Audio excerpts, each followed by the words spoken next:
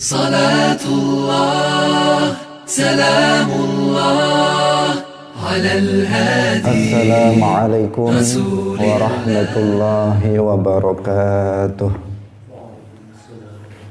الحمد لله رب العالمين، له النعمة وله الفضل وله الثناء الحسن، والصلوات الله البر الرحيم والملائكة المقربين على سيدنا ومولانا محمد وعلى آله وأصحابه الطيبين الطاهرين.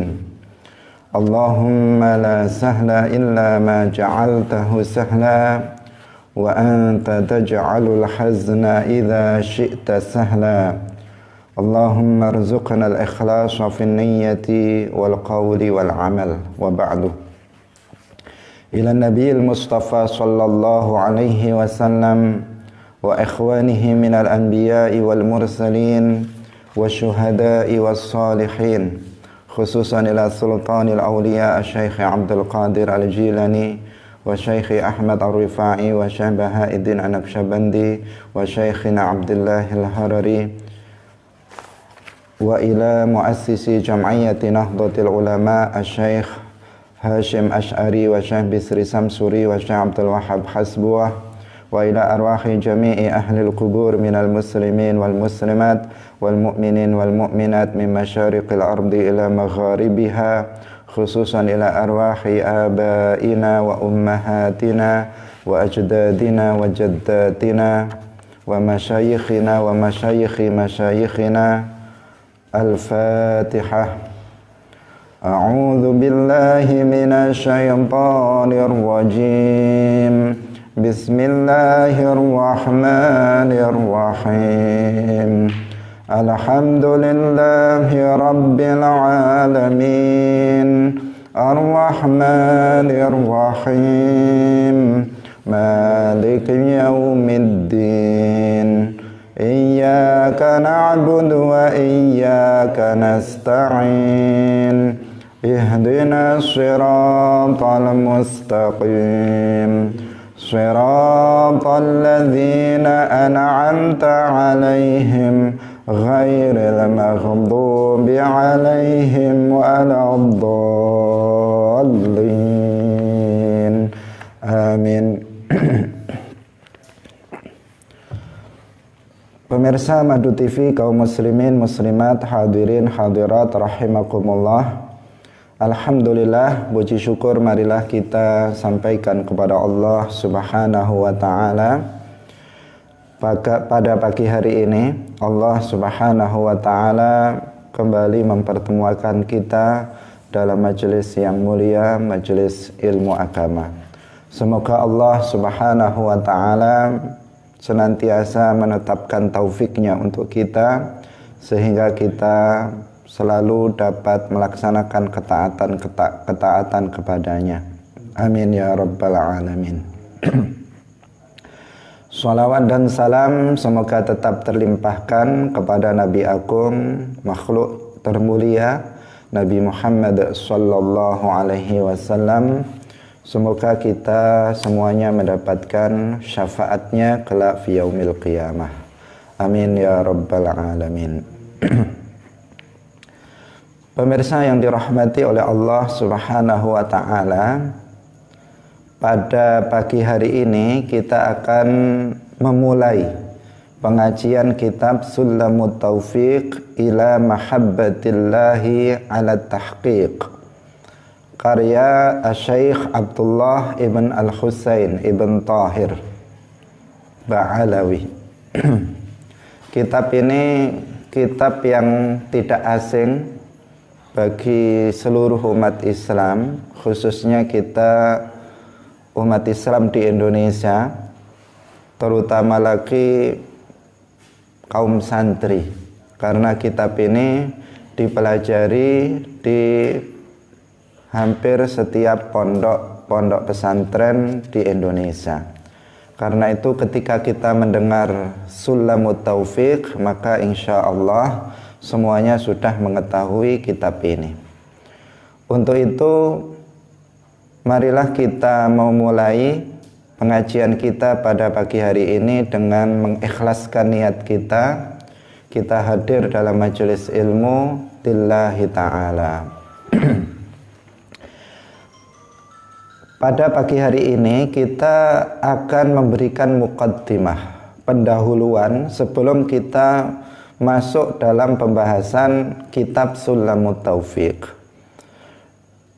Kenapa kita ngaji kitab Sulamut Taufiq? Apa pentingnya kita ngaji kitab Sulamut Taufiq, memahami kitab Sulamut Taufiq ila mahabbatillahi ala tahqiq? Alasannya apa? Kenapa kita perlu untuk ngaji kitab Sulamut Taufiq? Di antara alasan yang penting untuk kita sampaikan adalah karena kitab Sulamut Taufiq adalah salah satu dari dua kitab yang direkomendasikan oleh Hadratus Syekh Hasyim Asy'ari. Dalam kitab ini Adabul Alim wal Muta'allim, kitab karya Syekh Hasyim Asy'ari, Adabul Alim wal Muta'allim fima yahtaju ilaihil muta'allim fi ahwali ta'limihi wa ma yatawaqqafu alaihi al-muallimu fi maqamati ta'limihi. Dalam kitab ini pada bab yang keempat, fi adabil muta'allim fi durusihi wa ma ya'tamiduhu ma'a syaikhi wa rufqati wa fihi thalathata asyara naw'an minal adab. Beliau menjelaskan di bab 4 tentang adab orang yang belajar. Dalam pelajaran-pelajarannya itu adabnya, yang pertama beliau menyebutkan ada 13 adab yang beliau sebutkan. Nah, adab yang pertama yang beliau sebutkan adalah al-awwalu ayyabda'a bi fardhi ainihi. Bahwa hendaknya orang yang belajar, juga orang yang mengajar dan orang yang belajar itu hendaknya memulai pembelajarannya dengan belajar ilmu fardu ain. Memulai belajarnya dengan ilmu fardu ain. Jadi setiap kita yang mengajar, maka hendaknya dia mulai mengajar masyarakat, mengajar orang lain itu dimulai dengan mengajarkan ilmu fardu ain. Bagi kita yang belajar, maka hendaknya kita memulai belajar kita itu dengan memulainya dengan belajar ilmu fardu ain. Jadi kalau kita mau belajar, maka kita hendaknya memulainya dengan belajar ilmu fardu ain. Jangan mempelajari ilmu yang tidak fardu ain. Bagi kita yang mengajar, maka hendaknya kita juga memulai pembelajaran itu dengan mengajarkan ilmu agama yang fardu ain. Pemirsa Madu TV kaum muslimin rahimakumullah, karena memang ilmu agama itu terbagi menjadi dua. Secara umum, secara garis besar, ilmu agama itu terbagi menjadi dua. Yang pertama, ilmu din talabuhu fardun ainiyun.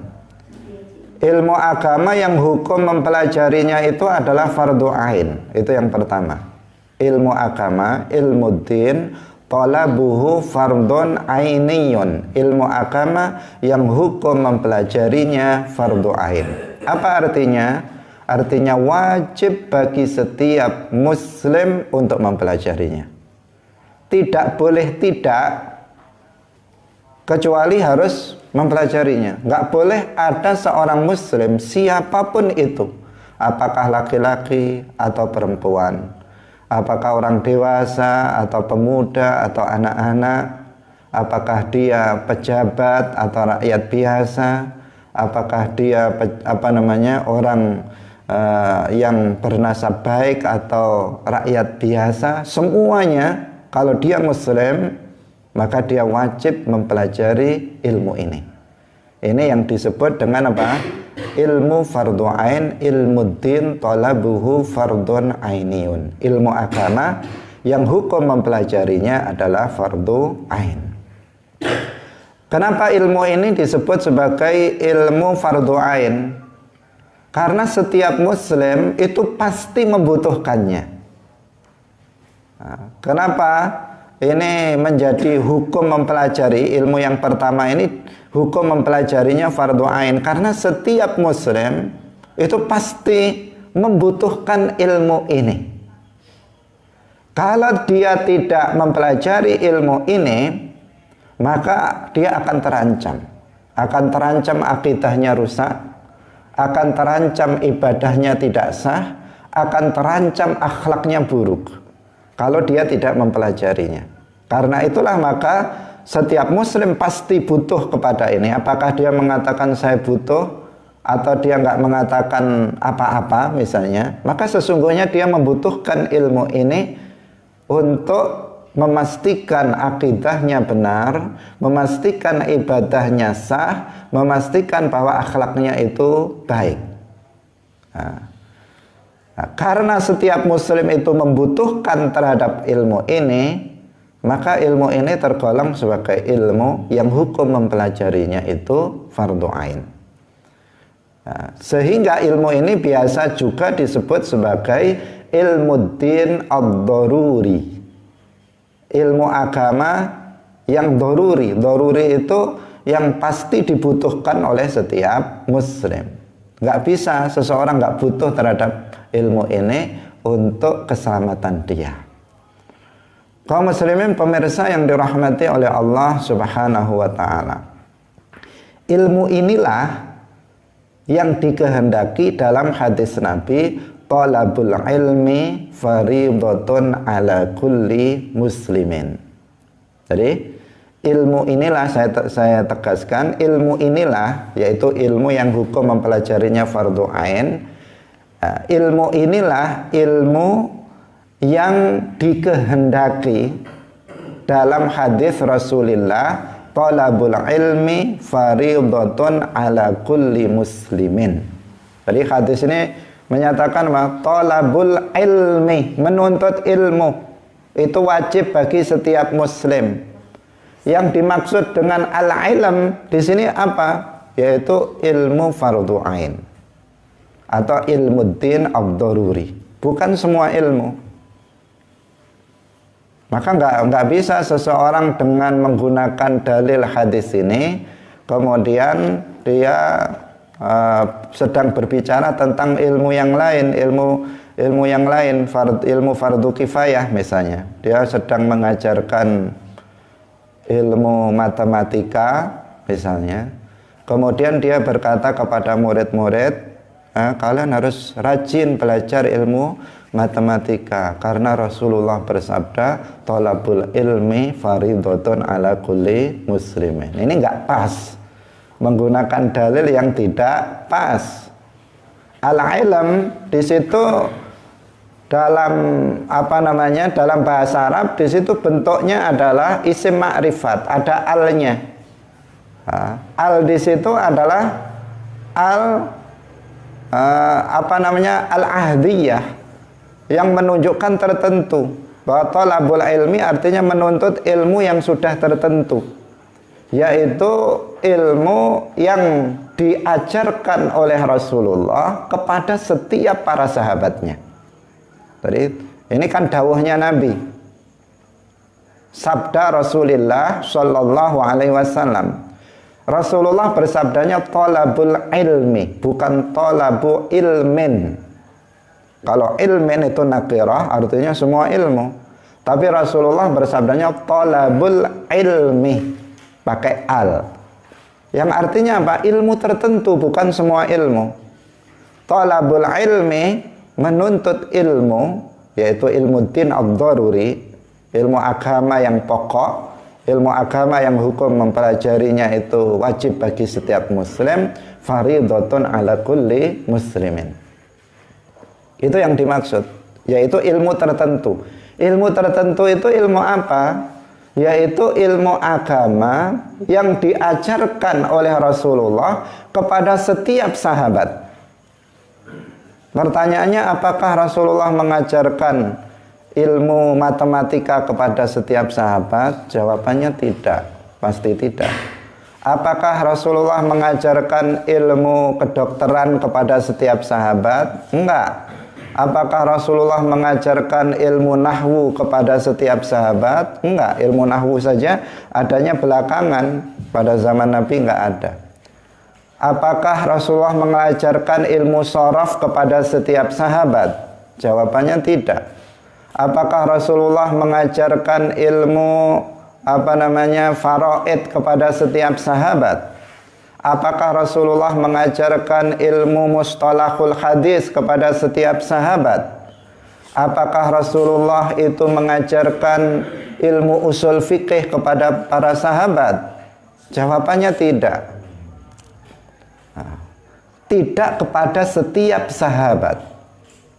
Itu artinya apa? Tidak wajib ain bagi setiap sahabat mempelajari ilmu-ilmu yang tadi kita sebutkan. Seandainya setiap muslim itu wajib mempelajari ilmu yang kita sebutkan, maka pastilah Rasulullah akan mengajarkannya kepada setiap sahabat. Apa sekarang ilmu yang diajarkan oleh Rasulullah kepada setiap para sahabat?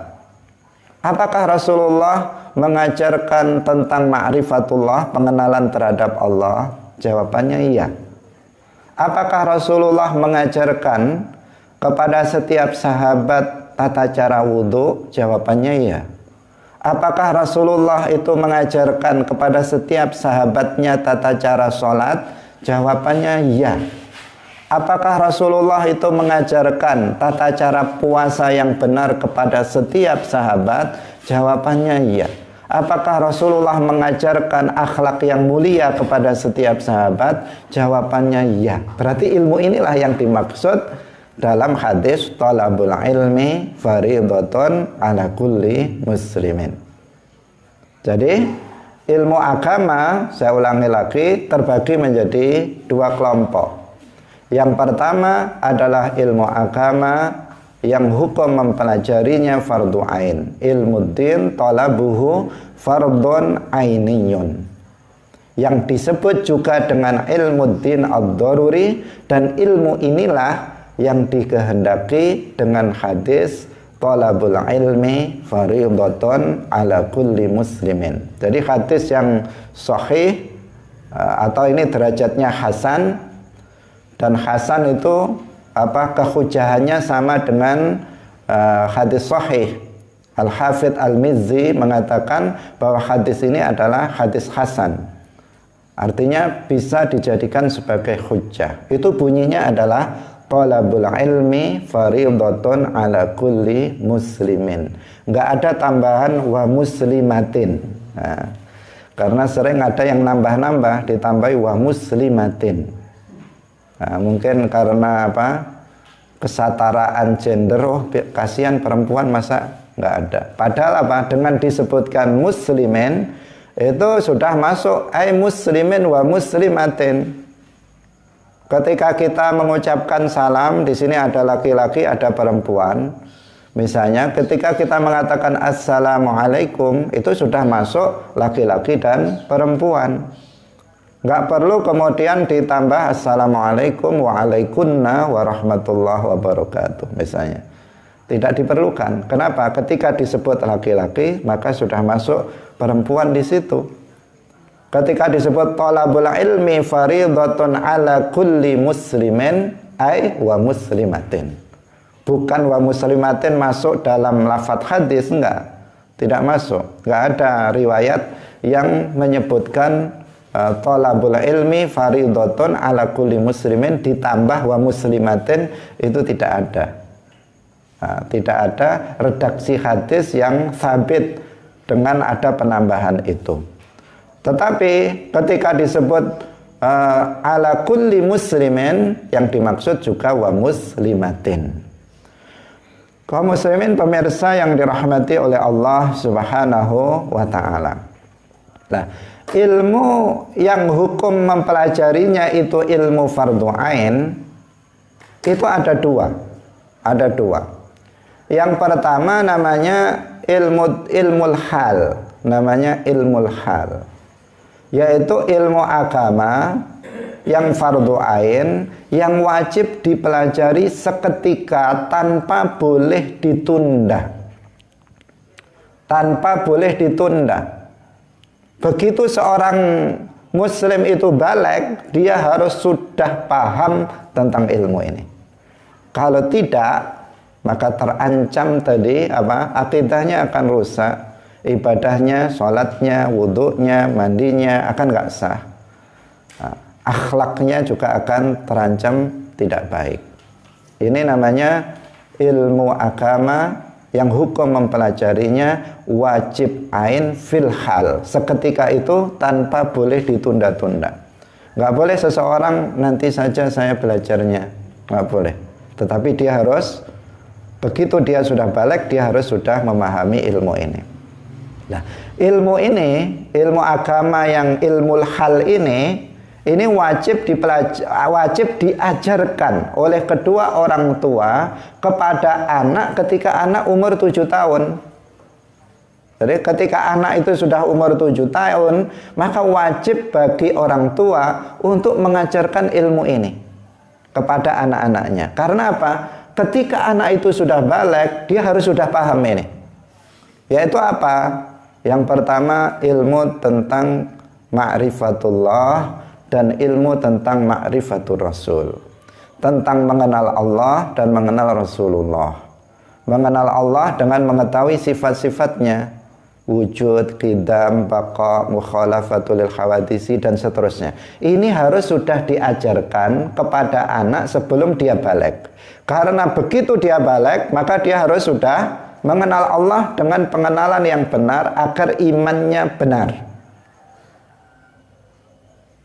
Yang kedua ma'rifatur rasul, mengenal Rasul. Mengenal Rasul juga dengan mengetahui sifat-sifatnya. As-sidqu, al-amanah, al-fatanah, at-tabligh. Harus dia paham itu, dan itu harus diajarkan oleh orang tua kepada anak sebelum dia baligh.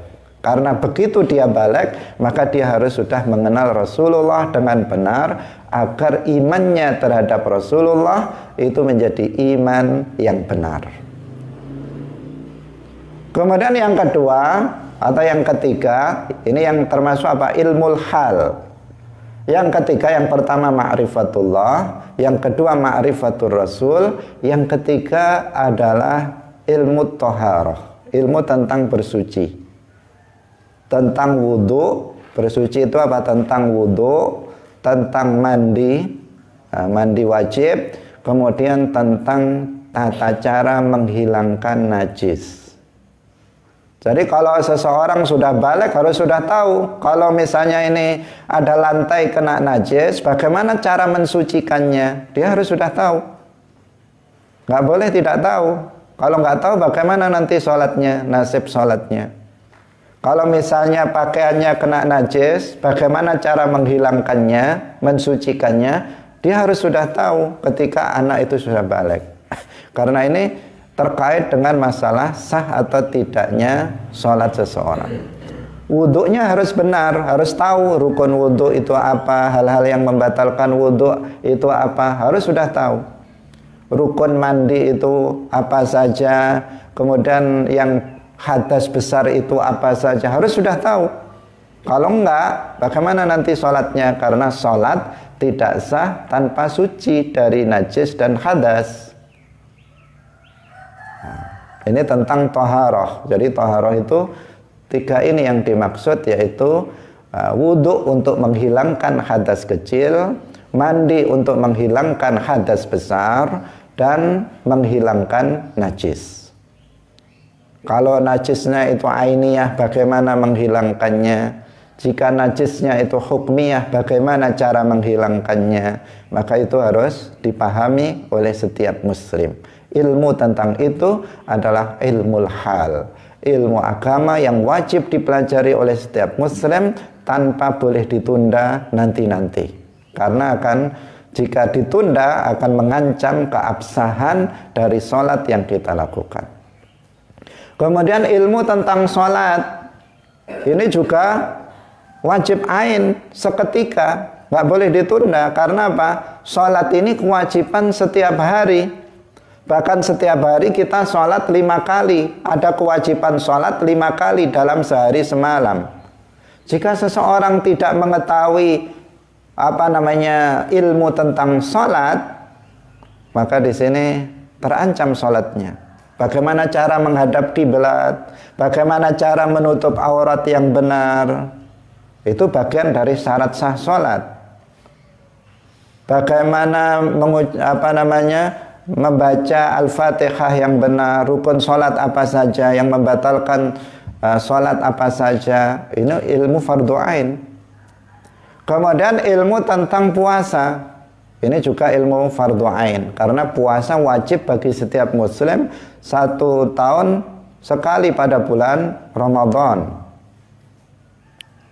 Kemudian setelah itu adalah ilmu tentang akhlak, tentang dosa hati, tentang kewajiban hati, tentang dosa tangan, dosa mata, dosa telinga, dosa kaki, dosa perut, dosa kemaluan. Ini juga harus tahu. Apa yang haram dilihat, apa yang haram didengar, apa yang haram diucapkan, apa yang haram diperbuat oleh tangan kita, apa yang haram diperbuat oleh kaki kita, apa yang haram dimasukkan ke dalam perut kita, itu semuanya juga ilmu fardu ain, agar kita tidak jatuh pada perkara yang haram, agar kita terjaga akhlaknya. Nah, inilah beberapa contoh yang tergolong sebagai ilmu fardu ain yang tergolong ilmu hal. Nah, ini yang seketika harus dipelajari, nggak boleh ditunda-tunda lagi. Orang balik harus sudah paham ini. Nah, kalau enggak, maka dia harus belajar lagi. Kalau misalnya ada kita sudah tua tetapi belum paham ini, maka dia harus belajar ini. Kalau enggak, maka enggak lepas. Tanggung jawab dia tidak lepas. Pertama, dia akan mempertanggungjawabkannya di akhirat. Wajib itu apa hukumannya? Apa pengertiannya? Wajib itu jika dipelajari, maka dia berpahala. Jika tidak dipelajari, dia berdosa. Itu namanya wajib. Rasulullah mengatakan, "Thalabul ilmi fardhatun 'ala kulli muslimin." Wajib. Artinya kalau ada seseorang mati, dia belum pernah belajar akidah, ma'rifatullah, ma'rifatur rasul. Dia mati belum pernah belajar tata cara wudhu, belum pernah belajar tata cara sholat, belum pernah belajar tata cara menghilangkan najis misalnya. Dia sudah mati belum belajar ilmu ini, maka di akhirat dia akan dihisab oleh Allah dan dia akan mempertanggungjawabkan karena dia tidak menjalankan kewajiban. Seperti halnya sholat 5 waktu, hukumnya wajib, nanti akan dihisab pada hari kiamat. Thalabul ilmi yang bagian pertama ini hukumnya juga wajib. Jika seseorang tidak mempelajarinya, maka dia akan mempertanggungjawabkannya nanti di akhirat. Ini satu. Yang kedua, dia terancam akidahnya, ibadahnya, dan akhlaknya kalau dia tidak mempelajari ilmu ini yang disebut dengan ilmu hal. Kemudian bagian yang kedua adalah ilmu din talabuhu fardun ainiyun, yang kewajibannya itu adalah inda wurudis sabab. Kewajibannya itu ketika ada sebab. Jika tidak ada sebab, maka tidak wajib ain. Contohnya apa? Ilmu tentang ahkamuz zakah, tentang hukum-hukum terkait masalah zakat. Wajib bagi setiap muslim, tapi muslim yang bagaimana? Yaitu muslim yang memiliki harta zakawi yang telah mencapai nisab. Kalau orang miskin, fakir, sawah aja nggak punya, Wajib nggak dia belajar ilmu tentang zakat pertanian? Tidak wajib. Karena apa? Dia belum membutuhkan itu. Dia tidak membutuhkan. Tetapi ketika seseorang itu bertani, dia memiliki sawah, bertanam bahan makanan pokok, padi, jagung misalnya, maka wajib bagi dia untuk belajar ilmu tentang zakat pertanian. Ada seseorang misalnya berdagang, maka dia wajib untuk belajar ilmu tentang zakat perdagangan. Nah, karena kalau enggak nanti akan membahayakan. Dia tidak tahu bahwa dia sudah wajib zakat.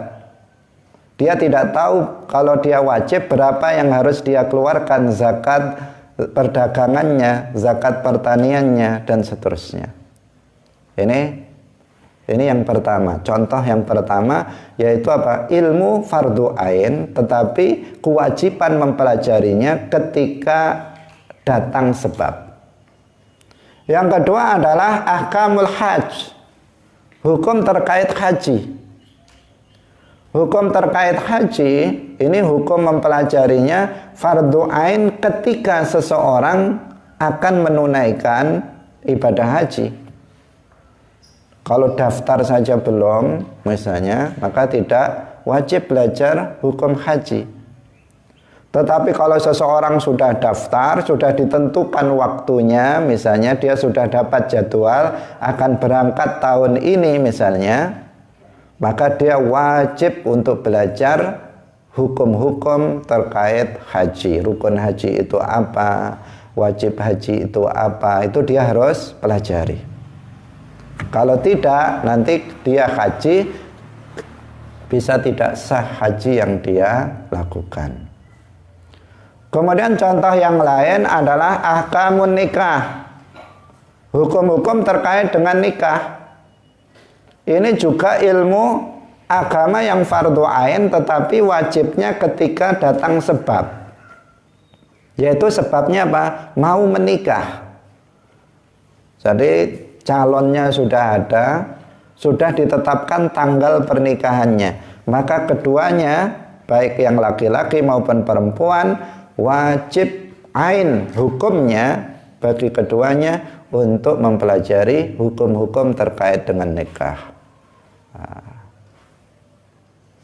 Apa namanya rukun nikah misalnya, apa kewajiban suami, apa kewajiban istri, kemudian apa itu tolak, apa itu raj'ah, dan seterusnya yang terkait dengan masalah nikah harus dipelajari.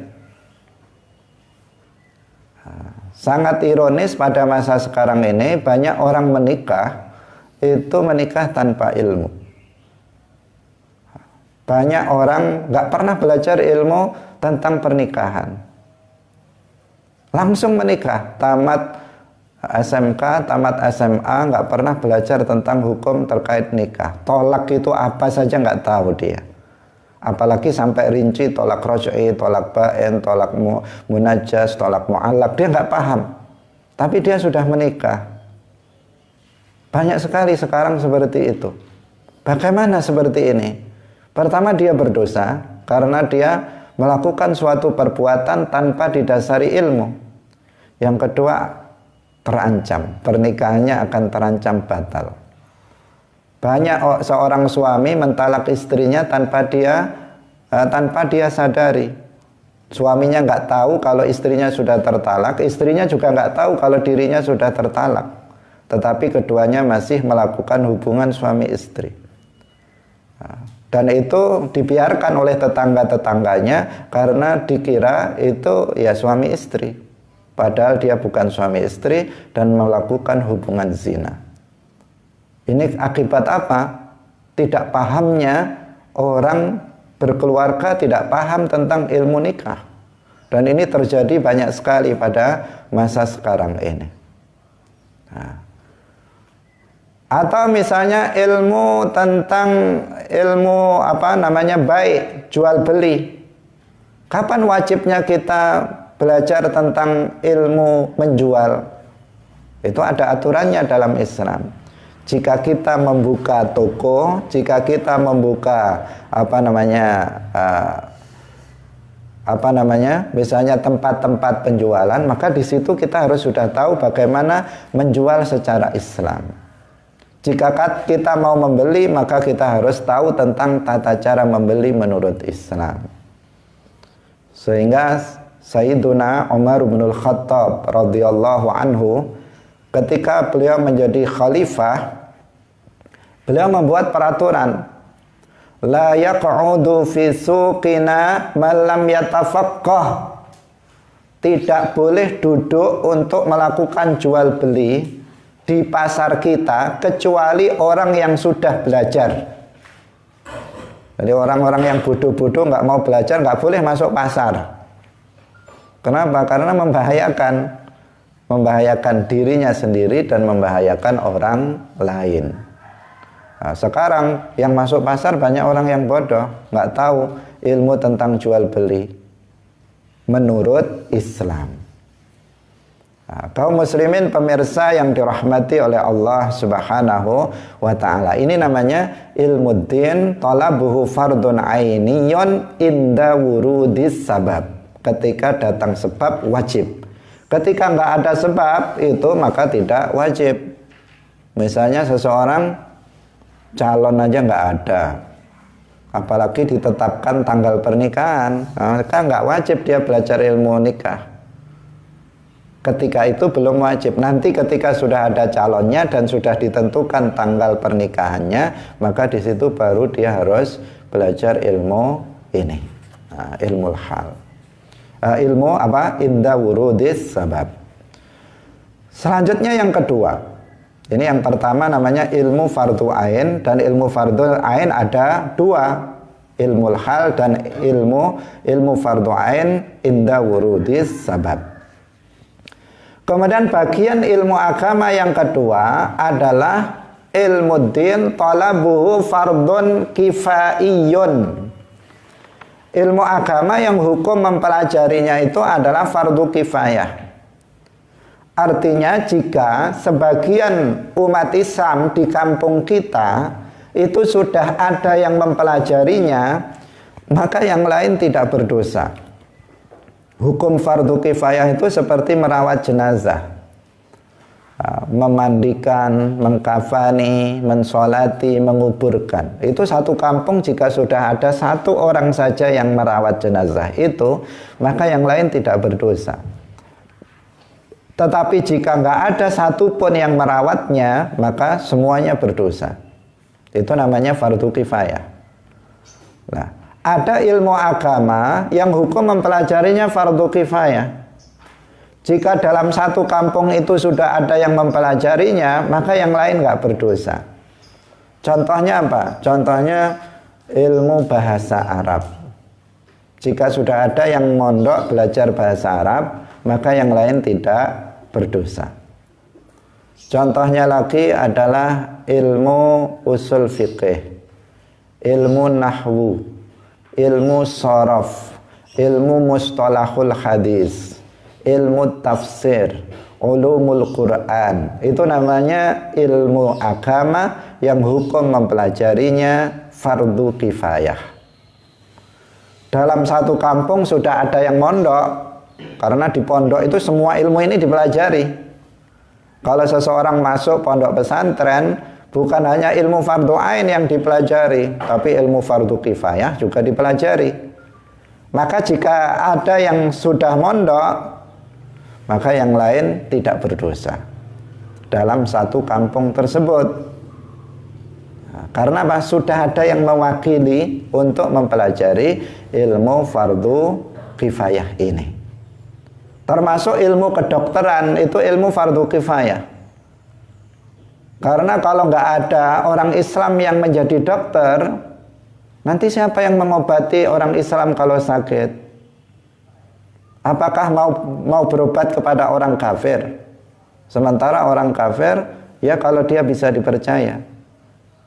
Nah, maka harus ada orang Islam yang belajar ilmu kedokteran, yang menjadi dokter. Harus ada orang Islam juga yang belajar tentang bagaimana membuat pakaian, ilmu apa ya, desain apa namanya itu.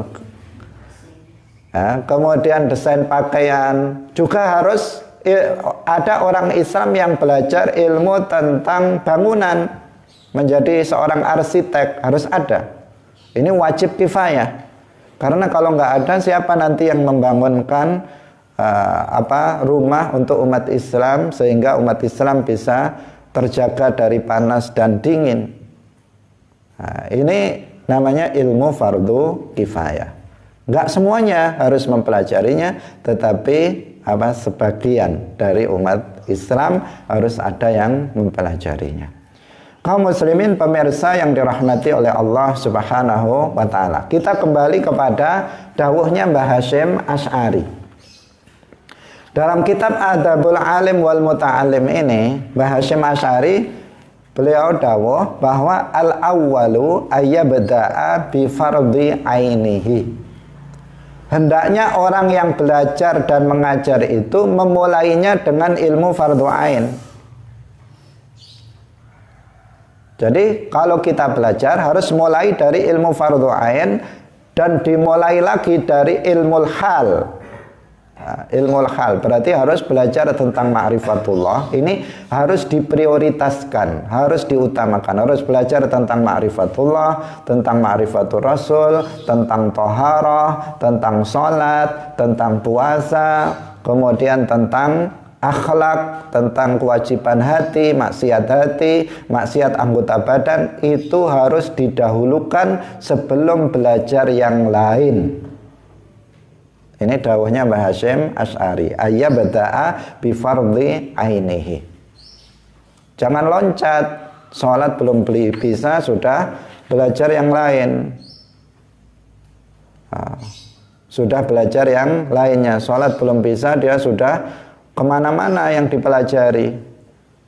Bahasa Arab dipelajari sampai sampai mati-matian, sementara dia belum bisa sholat, belum bisa taharah, belum bisa mengenal Allah dengan benar. Nah, ini masalah. Maka seseorang harus mempelajari lebih dulu. Yang pertama adalah ilmu fardhu ain. Kemudian di akhir adab yang pertama ini, Mbah Hasyim Asy'ari itu dawuh begini. Wa qad dzakara dzalika kullahu al-Imamul Ghazali fi bidayatil hidayati wa Sayyidu Abdullah ibn Tahirin fi Sulamit Taufiqi rahimahumallahu ta'ala. Mbah Hasyim Asy'ari menyebutkan dan telah menyebutkan semua ilmu fardhu ain itu. Yang pertama Imam Ghazali dalam kitab Bidayatul Hidayah, dan yang kedua Sayyid Abdullah bin Tahir bin Husain dalam kitab Sulamut Taufiq. Nah, ini yang menjadi pijakan kita. Mbah Hasyim Asy'ari menuntun kita, kalau kita ngaji, kalau kita belajar, hendaknya memulainya dengan belajar ilmu fardhu ain. Dan ilmu fardhu ain itu, kata Mbah Hasyim Asy'ari, sudah ada, sudah disebutkan dalam kitab Sulamut Taufiq. Nah, artinya apa? Artinya jika kita mempelajari kitab Sulamut Taufiq, maka kita sudah terbantu untuk menggugurkan kewajiban kita dalam thalabul ilmi. Karena di sini ada ilmu fardhu ain.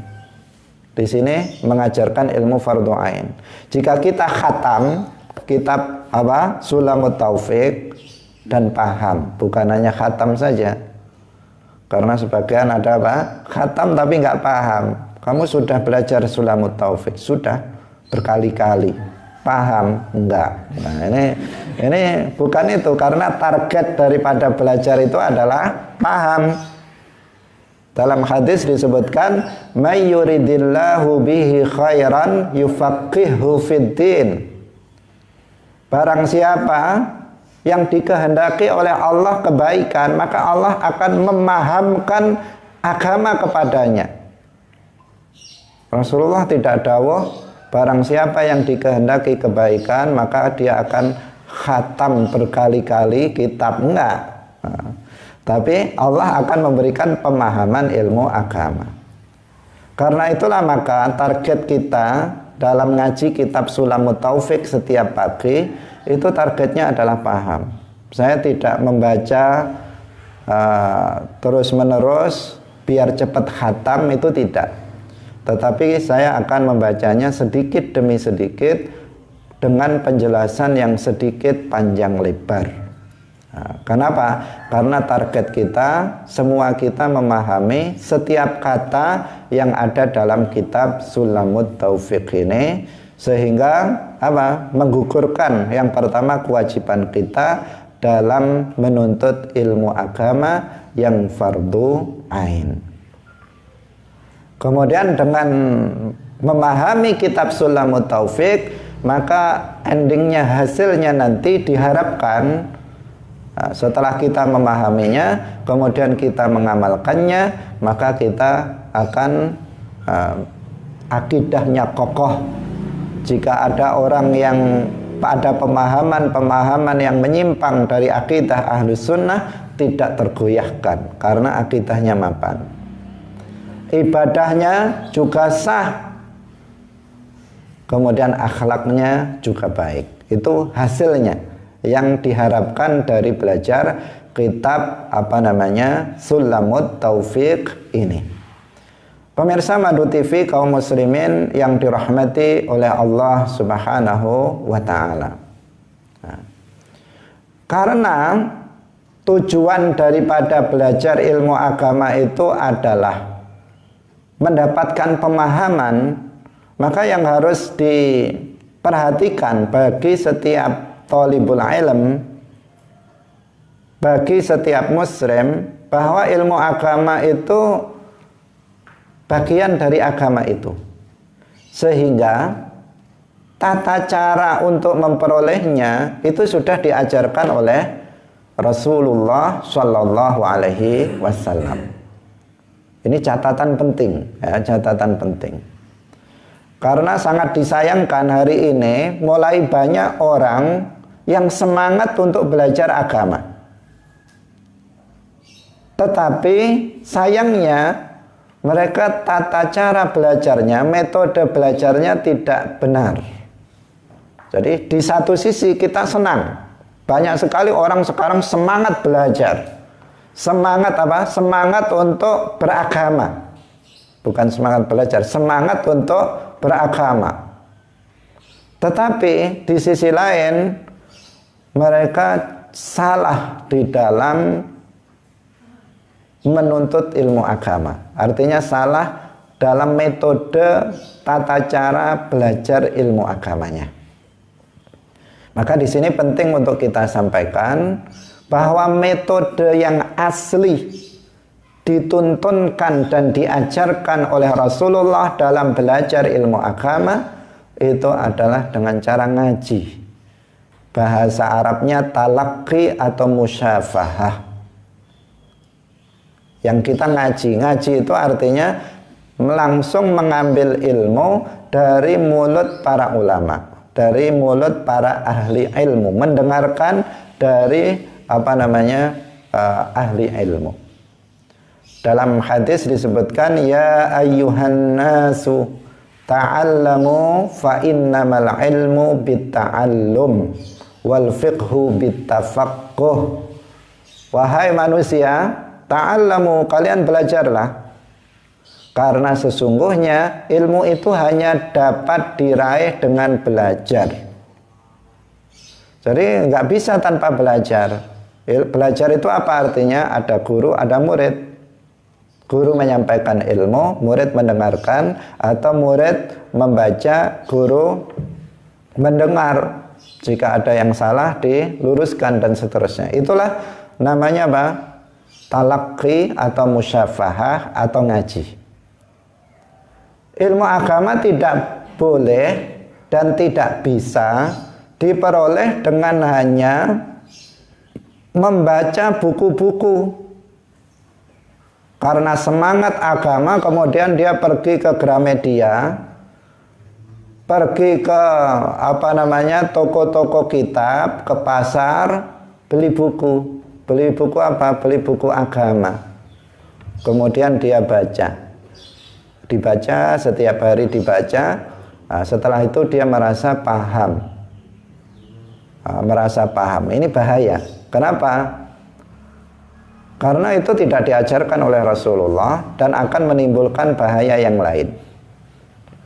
Rasulullah itu belajar kepada malaikat Jibril.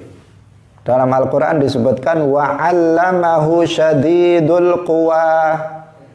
Wa'allamahu syadidul quwa. Syadidul quwa ay Jibril. Dan telah mengajari kepada Nabi Muhammad malaikat Jibril. Para sahabat mereka belajar langsung dari Rasulullah Sallallahu Alaihi Wasallam. Para tabi'in mereka belajar kepada para sahabat.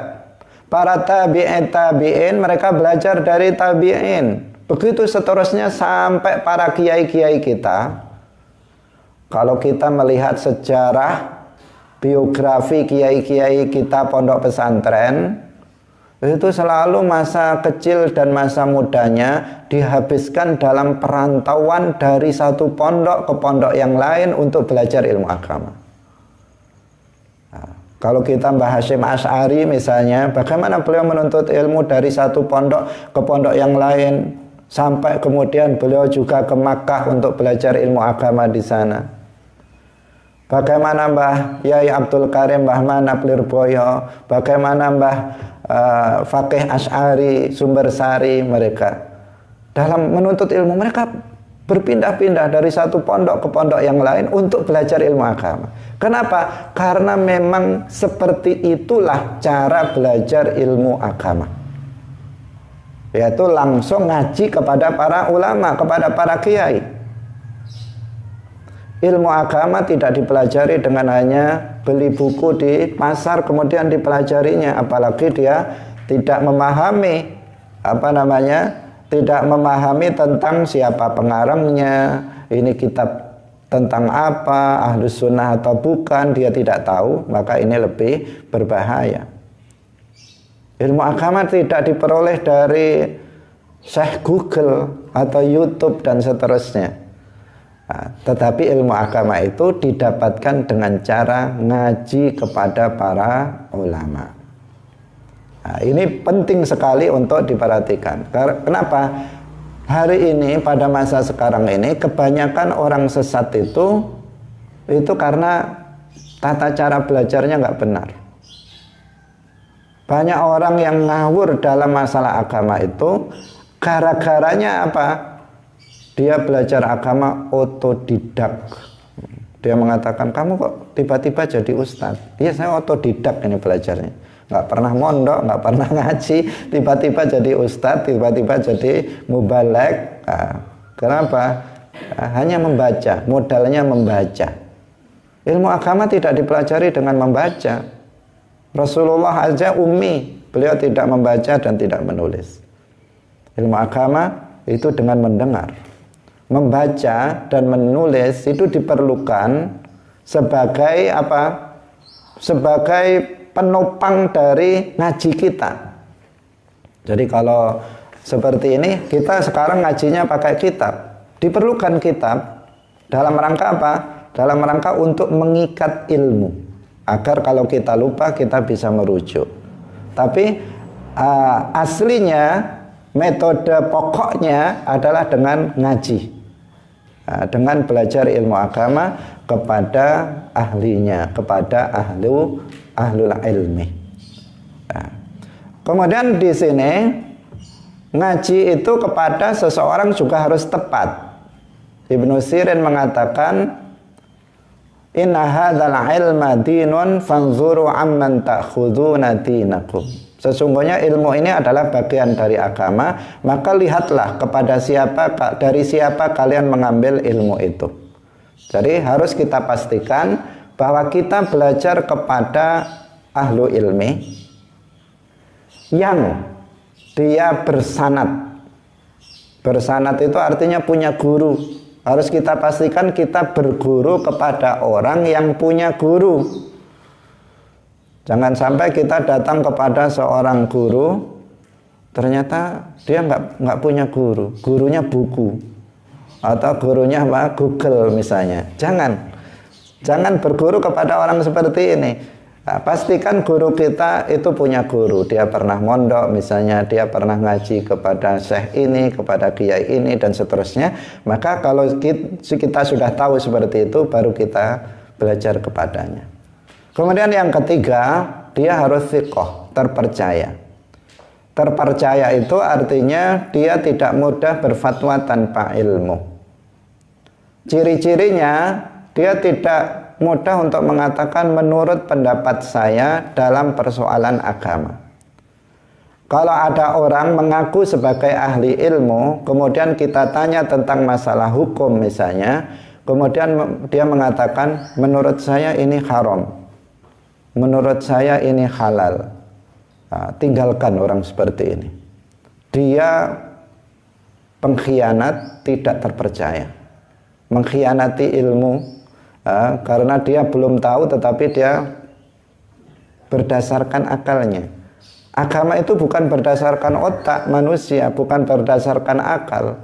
Agama itu adalah yang diajarkan oleh Rasulullah, yang kemudian diajarkan kepada para sahabatnya, diajarkan kepada tabi'in sampai kepada kita. Itulah ajaran agama. Bukan menurut si fulan, menurut si fulan. Bukan seperti itu. Yang bukan mujtahid. Kalau mujtahid, maka ada hak bagi dia untuk mengatakan menurut pendapat saya. Tetapi kalau bukan mujtahid, maka tidak ada hak untuk mengatakan tentang hukum suatu masalah, ini menurut pendapat saya. Itu enggak. Kemudian ciri-ciri yang lain, orang yang terpercaya dalam agama itu orang yang sering mengatakan saya enggak tahu. Jadi kalau kamu punya guru, ditanya kok dia bilang saya nggak tahu, maka teruskan belajar sama dia. Jangan, ini kok nggak tahu terus, nggak usahlah belajar sama dia. Itu terbalik. Kalau kita belajar kepada seseorang, ditanya kok dia sering mengatakan saya nggak tahu, maka justru teruskan. Kenapa? Karena orang ini hanya mengajarkan kepada kita yang dia tahu. Dan dia tidak mengajarkan sesuatu yang dia tidak tahu. Artinya dia tidak ngawur dalam ilmu yang disampaikan kepada kita. Nah, artinya yang nggak tahu ya kita tanya kepada yang lain. Tapi yang dia ajarkan kepada kita berarti yang murni apa yang dia pelajari dari gurunya. Yang enggak, dia nggak akan mengatakannya. Ini orang baik, ini orang terpercaya. Tapi kalau sebaliknya, menurut pendapat saya begini, menurut pendapat saya begini, menurut pendapat saya begini. Wah, ini menurut pendapat saya nih. Ini jadinya apa? Nggak terpercaya. Nah, kaum muslimin pemirsa yang dirahmati oleh Allah, inilah hal yang penting sebagai muqaddimah kita pada pagi hari ini. Jadi lembaga dakwah Nahdlatul Ulama LDNU Kabupaten Kediri ini konsentrasi untuk menyebarluaskan kitab Sulamut Taufik ini. Diharapkan para kiai, para ustadz mengajarkan kitab Sulamut Taufik ini, dan para kaum muslimin, warga Nahdliyin itu juga mempelajari kitab ini. Sehingga kita menyiapkan buku, ini buku kitab penjelasan singkat kitab Sulamut Taufik. Ini penting sebagai bahan pegangan bagi para ustadz, bagi para mubaligh, bagi para guru, dan juga bagi kaum muslimin secara umum. Kita siapkan buku ini, dan dalam pengajian kitab ini, pengajian kita setiap pagi, pengajian kitab Sulamut Taufik, kita berpegang penjelasannya, mengikuti alur dari penjelasan singkat kitab Sulamut Taufik ini. Ini tulisan saya, telah dibukukan. Kemudian kita nanti akan membaca kitab ini. Jadi kita maknani matan kitab Sulamut Taufik, kita maknani secara biasa ala pesantren makna gandul. Kemudian setelah itu kita akan jelaskan mengikuti alur dari kitab penjelasan kitab Sulamut Taufik yang telah saya siapkan ini. Nah, itu semoga bermanfaat, semoga Allah memberikan keistiqomahan kepada kita semuanya. Amin ya rabbal alamin. Barakallahu fikum wallahul muwaffiq ila aqwamit thoriq. Wassalamualaikum warahmatullahi wabarakatuh.